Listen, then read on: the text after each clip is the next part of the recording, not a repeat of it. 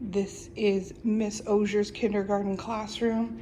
I'm going to show you around and talk about the things that we have in here that support trauma-informed practice, social emotional learning, and cultural sensitivity.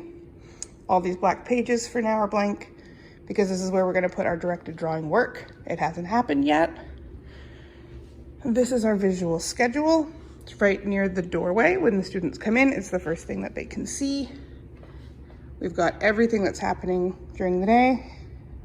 We've got an oops card for in case things change. We don't surprise kindergarten students with emergency drills. We tell them when they're coming.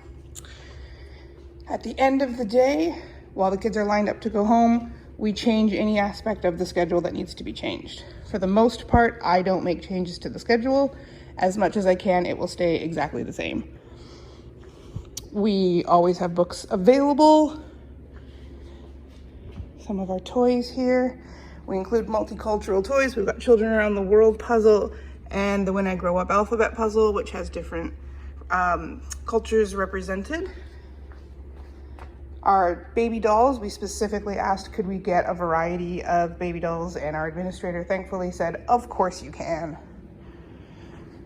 The food in our house center is a mess, and I'm not gonna go in that bin, but we made sure that we had more than just, as much as you can see, cake, ice cream, and a chicken. There are other foods in that tub that represent the foods that our students eat. Before I go any further, here's our new blinds, thankfully. So we are in control of how much light comes through our windows.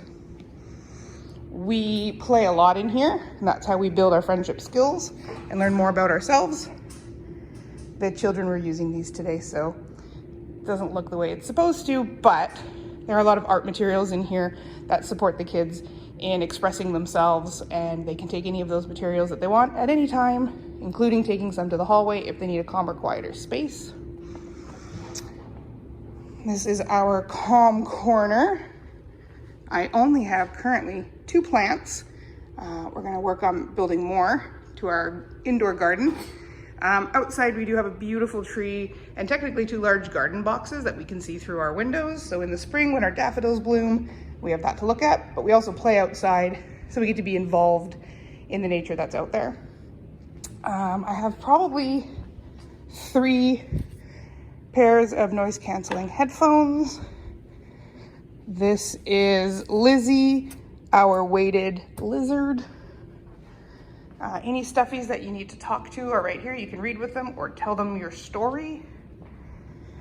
More books. I have a lot of them. So I cycle through different books at different times of the year, depending on what we're looking for.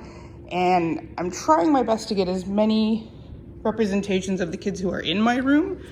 But some of the cultures that we have, I'm having a hard time finding books that represent them, especially ones that don't just focus on the food of that culture. I would rather a story that involved a child that represents the child in my class that is just living their daily life, but it's a little hard to find. Another thing we have is zones.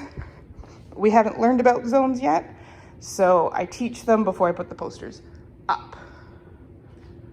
Another visual we have in the room is a calendar, and more visual scheduling is coming, but we're making it specifically to fit the needs of our students, so they haven't been made yet. And we're constantly putting out new books. This is kind of the beginning of the year. We're ensuring that kids understand that they are more than welcome to be here, how to make friends, that their language will be represented here.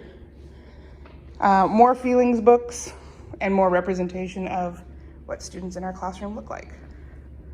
And that is my classroom.